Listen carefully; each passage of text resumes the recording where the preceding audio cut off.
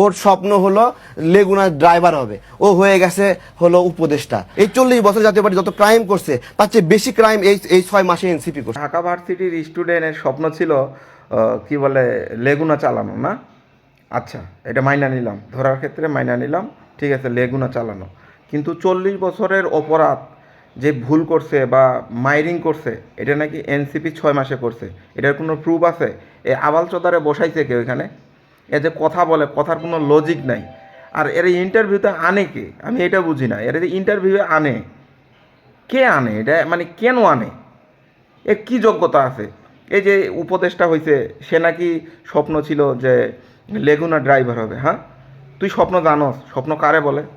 তুই তো আবালগিরি করাইয়া আর ওই যে মানুষের ঘুম ভাং করাইয়া না খাইয়া দাইয়া একটা ইউটিউব চ্যানেল বানাইছস, বানাইয়া এই যে এই করস সেই করস। যোগ্যতা কী জিনিস তুই বুঝস?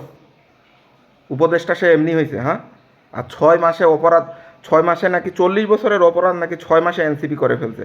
এরে অ্যারেস্ট করা উচিত, আর এর কাছে জানা উচিত যে 6 মাসে আমি কি কি ভুল করছি।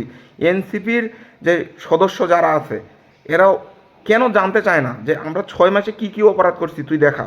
আর ওদের 40 বছরে কি কি অপরাধ করছে তুই দেখা। মূর্খ গুন্ডাগার।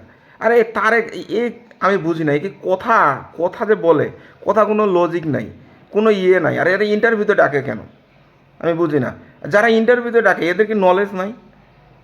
এরা কি এই বোকাচোদাগুলার ডাইকে এইরকম করে?